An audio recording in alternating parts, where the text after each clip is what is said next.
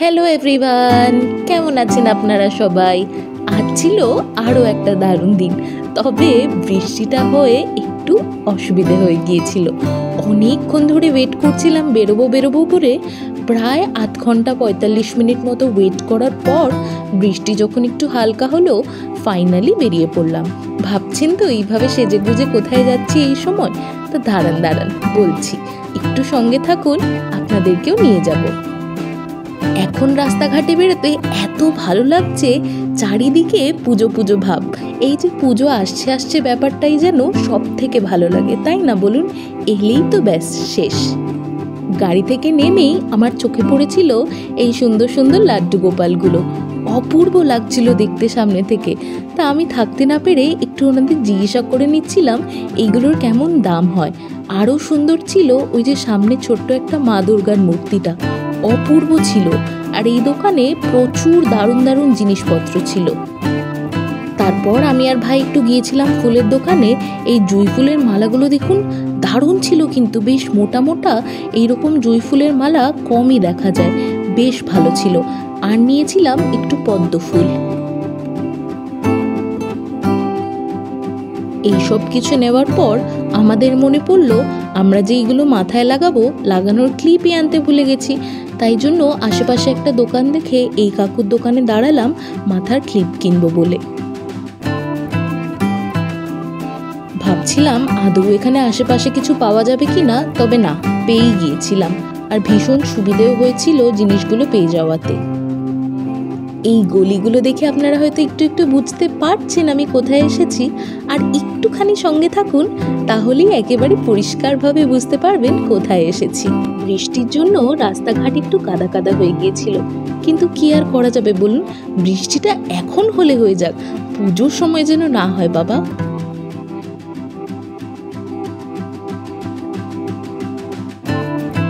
এই দেখুন, এইবার কি বুঝতে পারছেন কোথায় এসেছি? হ্যাঁ, একদমই ঠিক ধরেছেন, এসেছিলাম কুমারটুলিতে।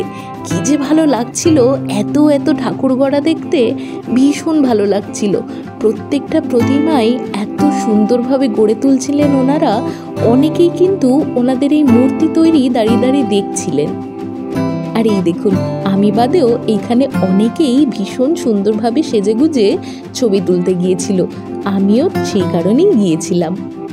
আর এই পুজোর আগে কুমারটুলিতে যেন আলাদাই একটা সুন্দর গন্ধ, ভীষণ ভালো লাগছিল চারিপাশে এত বড় বড় মূর্তি গড়া দেখতে। দেখছেন এনারা কত কষ্ট করে এক একটা মূর্তি তৈরি করেন। আমি তো দেখে অবাক হয়ে যাচ্ছিলাম। অনেক বছর বাদে বোধহয় কুমারটুলি এলাম পুজোর আগে। আগে আমার মামা বাড়িতে কালী পুজো হতো, সে অনেক বছর আগে। তখন আমি ছোটই ছিলাম, তবে তখনই এসেছিলাম কুমারটুলি। তারপরে হয়তো আর দু একবার এসেছি, তেমনভাবে আসা হয়নি। ছোটবেলার কালী পুজোর স্মৃতিগুলো আমার খুব পরিষ্কারভাবে মনে নেই, তবে যেইটুকুই মনে আছে ভীষণ মন খারাপ হয় এখন মনে পড়লে। জানেন, বাড়িতে আর পুজোটা তো হয় না, তাই ভীষণ মিস করি ওই পুজোর দিনগুলোকে। এখানে ইনি এত সুন্দরভাবে আঁকছিলেন, সবাই দাঁড়িয়ে ওনার ভিডিও ক্লিপিংস নিচ্ছিল। মূর্তি তৈরি করা একরকম কাজ, আর এই যে দেখছেন মূর্তিকে তুলে প্যান্ডেলে পৌঁছে দেওয়া আরেক রকম কঠিন কাজ। কি কষ্ট হচ্ছিল ওনাদের তুলতে, এতজন মিলেও মা দুর্গাকে তুলতে হিমশিম খেয়ে যাচ্ছিলেন, ভীষণ কষ্ট।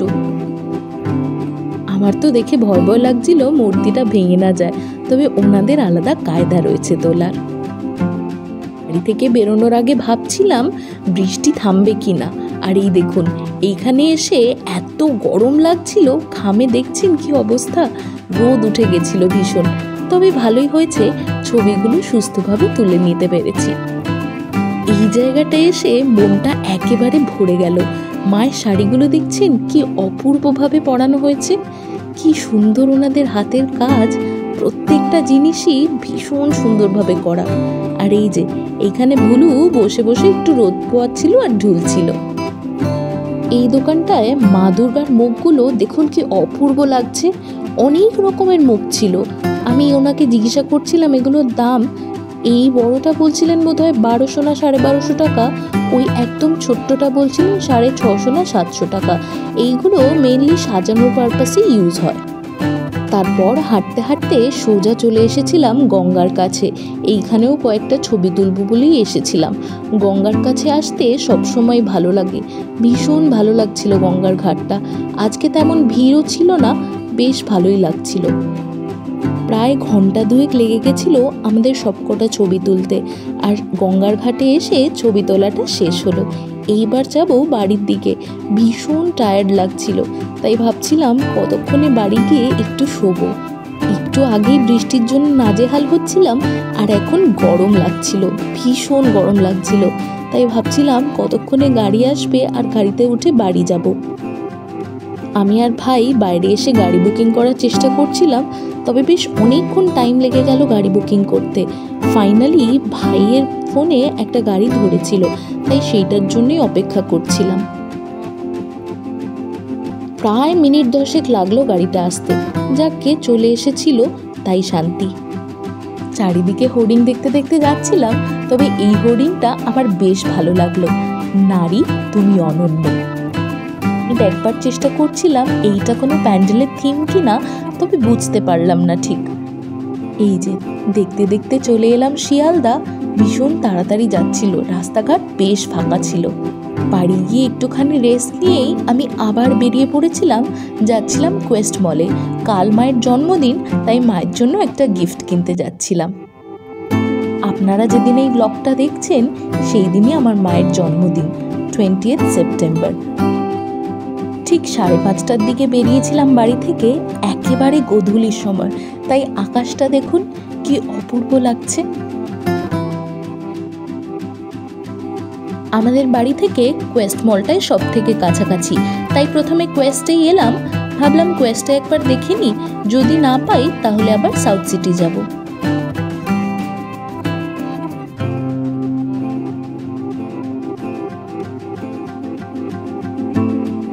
আজকে আমি একা একাই এসেছিলাম, ভাই গিয়েছিল মায়ের সঙ্গে পুজো মার্কেটিং করতে।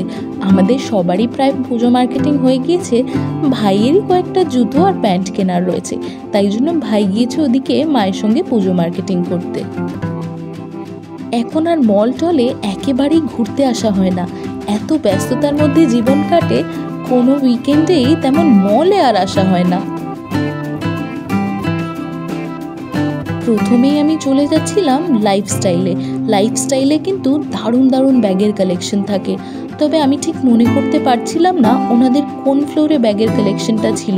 গ্রাউন্ড ফ্লোরে অল্প কয়েকটা ছিল, তবে সেকেন্ড ফ্লোর না থার্ড ফ্লোরে ওনাদের বেশ বড় অনেকটা জায়গা জুড়ে ব্যাগের কালেকশনস রয়েছে। নিচে আমি কয়েকটা ব্যাগ পছন্দ করে গিয়েছিলাম, তবে ভাবছিলাম ওপরেও কয়েকটা দেখে নিই একবার। প্রত্যেকটা কালেকশনই ওনাদের অপূর্ব, চুজ করাটা ভীষণ টাফ হয়ে যায়। তবে আজ আমি ভেবেই এসেছিলাম প্রত্যেকবার মাকে শোল্ডার ব্যাগ দেওয়া হয়, এইবারে দেব একটা স্লিং ব্যাগ। মায়ের সামনেই বেড়াতে যাওয়া আসছে, মানে ওই মা অক্টোবরে ডুয়ার্স বেড়াতে যাচ্ছে বন্ধুদের সঙ্গে, তাই ভাবছিলাম স্লিং ব্যাগ দেব, যাতে সেই সময়টায় মা ভালোভাবে ইউজ করতে পারে সেটাকে। এমন একটা স্লিং ব্যাগ খুঁজছিলাম যেটা শুধু বেড়াতে গিয়েই নয়, অন্যান্য সময়ও ইউজ করতে পারবে। কালো আমার সবসময় ভীষণ প্রিয়। এই ব্যাগটা দেখুন কি অপূর্ব লাগছে, কালো প্রত্যেকটা ব্যাগই দারুণ দেখতে লাগছিল।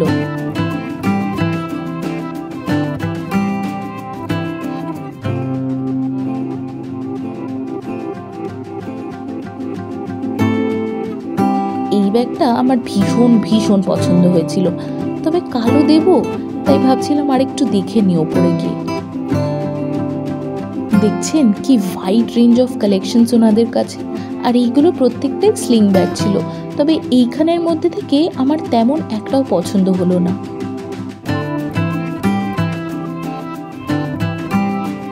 চলুন গ্রাউন্ড ফ্লোরটা তো দেখে নিলাম, একবার ওপরের সেকশনটাও দেখে নিই ওপরে কি কি কালেকশন রয়েছে। তবে আমার একদমই মাথা থেকে বেরিয়ে গিয়েছে ওনাদের ব্যাগের সেকশনটা কোন ফ্লোরে রয়েছে। একবার না ওপরে গিয়ে জিজ্ঞাসা করতে হবে, সেকেন্ড ফ্লোর নাকি থার্ড ফ্লোর।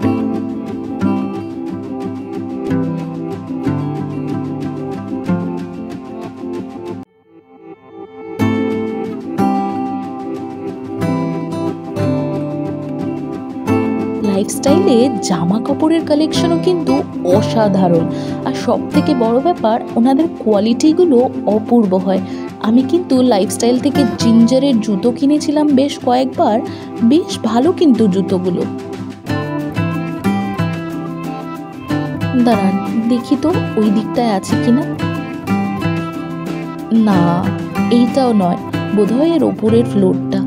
একবার ওনাকে জিজ্ঞাসা করে নেওয়াতে উনি বললেন হ্যাঁ, এর ওপরের ফ্লোরটাই।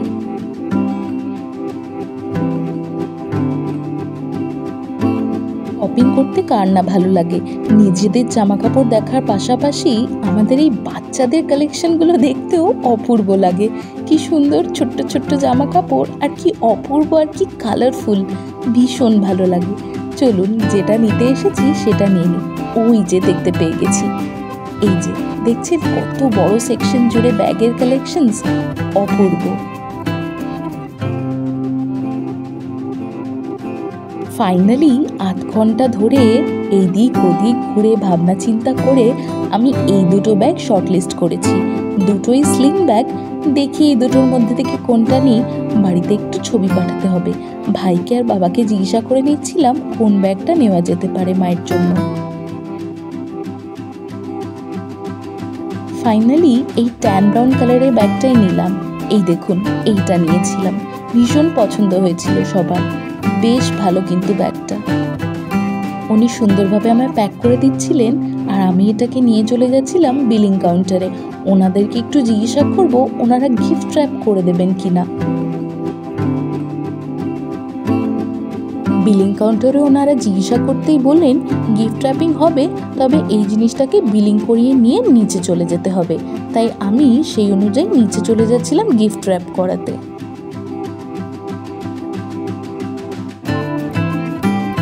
আর এখানে এসে এসকেলেটরটা বন্ধ ছিল, তাই আমি ভাবছিলাম এসকেলেটরটা আদৌ চলছে কিনা। তবে না, এইটা বোধহয় সেন্সর ছিল, তাই জন্য পা দেওয়ার সঙ্গে সঙ্গেই চলতে শুরু করলো। নিচে গিফট র্যাপ করাতে এসে আমার বেশ কয়েকটা জিনিস পছন্দ হয়ে গিয়েছিল, এই নেল পলিশটা আর একটা বডি মিস্ট। তাই সেইগুলোকেও ইনক্লুড করে ব্যাগের ভেতরেই দিয়ে দিলাম। ব্যাগের মধ্যে থাকলে বেশ ভালো লাগবে। ওই যে উনি সুন্দরভাবে গিফট র্যাপ করে দিচ্ছিলেন। হয়ে গিয়েছিল আমার এইখানকার কাজ। তারপর আমি যাচ্ছিলাম একটু মিষ্টি নিতে। অপোজিটেই একটা ভালো মিষ্টির দোকান রয়েছে, ভাবলাম যাই। আর বাবাও বলল যে মিষ্টি পারলে নিয়ে আসিস, তাই যাচ্ছিলাম মিষ্টিগুলো নিতে।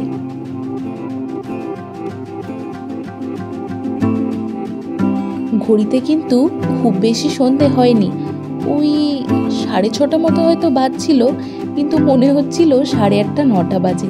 বেলা কেমন ছোট হয়ে আসছে না।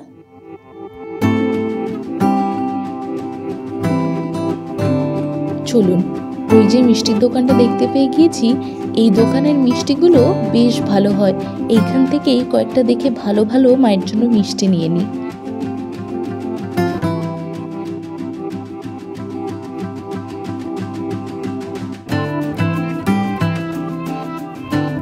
মিষ্টি খুব একটা ভালো চিনি না, তাই জন্য ওনাদেরকে জিজ্ঞাসা করে নিচ্ছিলাম কোন মিষ্টিগুলো ভালো হবে। আমার মা একটু রসের মিষ্টি বেশি পছন্দ করে, তাই ওনাদেরকেই জিজ্ঞাসা করে ভালো কয়েকটা মিষ্টি নিয়ে নিচ্ছিলাম।